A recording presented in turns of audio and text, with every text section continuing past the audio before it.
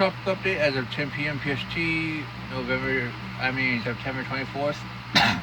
Gaston has re-strengthened to 45 knots based on AS-SCAT showing 35 to 42 knots.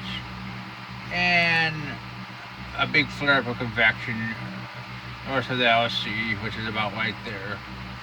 I don't think this thing's going to go down as fast as the AHC thinks, but even so, it's going to be under pretty high shear.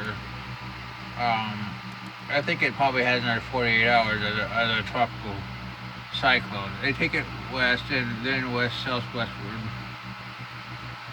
which is in line with all the models. And I think it has probably another 48 hours as a tropical storm, in my opinion. And I wouldn't be totally surprised if it can move out into a favorable area. It could restrain. Who knows? But I ain't quite ready to wave goodbye to this storm. It's been quite the fighter. Next, Hermine, it's gone. It's sheared to hell, devoid. It's post-tropical. So we're not probably going to be talking about that system anymore. 90 is something that we're going to keep watching over the next 5 days. And who knows, maybe it can still have a chance. ASC goes with that 2030 for it. Let's look at the models as it takes it northwestward. And it definitely does have some support. And 2 to 3 days to become a significantly stronger storm. So it's worth. This system is definitely worth watching for our next system. Now, lastly, before we get to Ion, is Newton. I mean, let's see where I put the Newton. I wish I could just die already. I mean, clearly it's just at this point it's just annoying. But the AHC has it as a depression. Should head west and west-southwestward, weaken into a remnant low very soon. Come on. It's like you've kind of seen there. I mean, still trying to form up convection.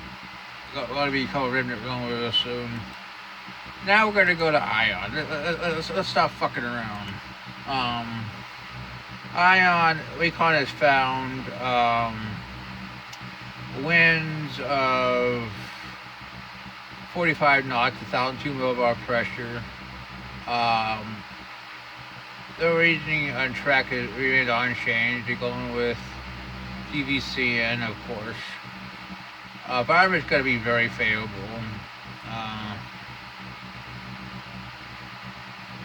But as it approaches the Gulf Coast, it's going to be in a very strong southwesterly shear. So they expect it to actually weaken really, really fast just before it hits.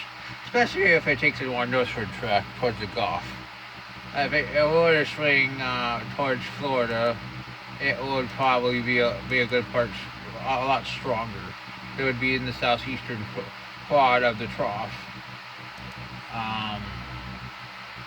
Here's their track, which takes it more and more north. That's why they're weakening it. Yeah. Which is in line with all the models, of course. Look at the GEPS. I mean, really does some weird shit with it.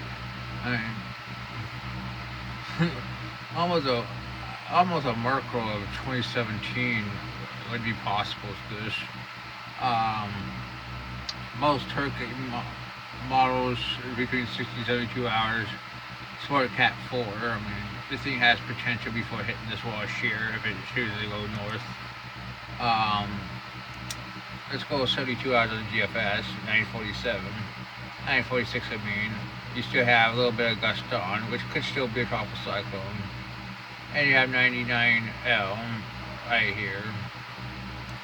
120. It's hitting the northern Gulf Coast at this point, 963. We got a little bit of a system in the Eastern Pacific.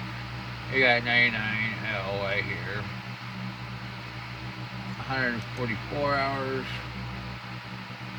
This system's inland. The system is formed in the Eastern Pacific. Let's look at the CMC. Let's go back to 126 hours. And this is definitely further, a little bit further to the east.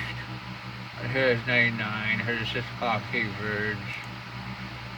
Icon.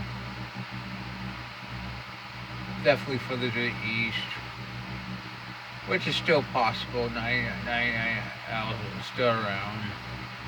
I'm gonna be honest.